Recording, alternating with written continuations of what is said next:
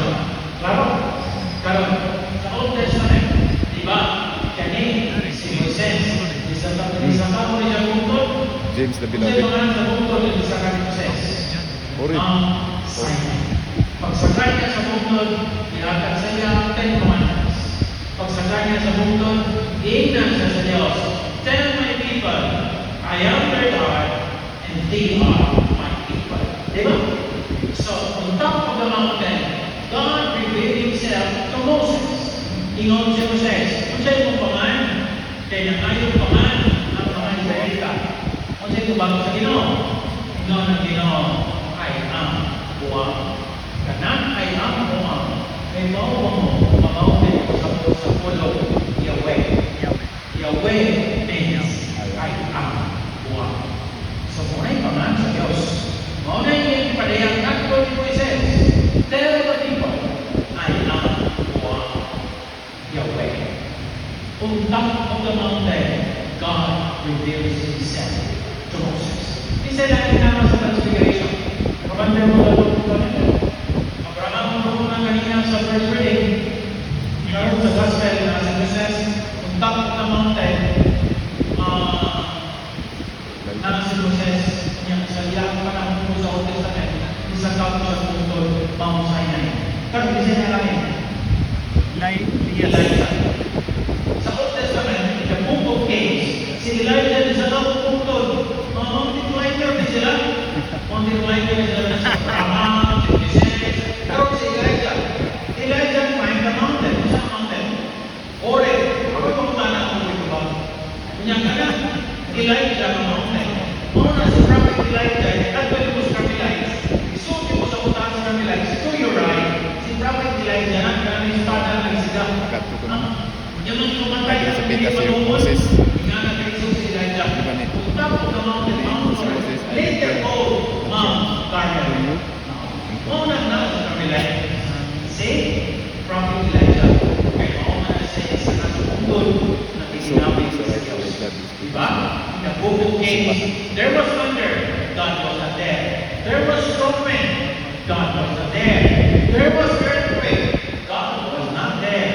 There was a twining, whisper in the sound, and God has spoken. Wow! Diyos, ay hindi namin ipapwenta Elijah. Pero, dito sa Transfiguration, in the second Sunday of death, on top of the mountain, sa unang pagbasa, pinagduman kita sa mga mountain climbers of Christ, of the Old Testament. Abraham conversed with God. Moses conversed with God. And to him was handed the 10 Commandments. Elijah conversed with God in the tiny whispering sound. Now on top of the mountain, Jesus was with his 3 disciples. And He is now revealed. Sa kang Abraham, ang Diyos na lumong. Kang Moises, ang Diyos ningon. It is I am Buwang. It is Yahweh. And kung Elijah, in the tiny whispered sound. Karon, on top of the mountain, ang amahan na lumong. Ano sa man? Ingon siya, this is my beloved Son. Listen to Him.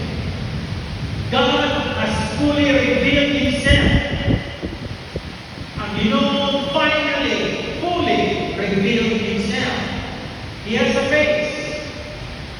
Sa Exodus, ingon si Moises, pakita ako sa inyong naon. Wala akong pakita. Ingon ng Diyos, hindi ko ikaw pakitod. Kaya kung makakita ka sa aking naon, mamatay ka.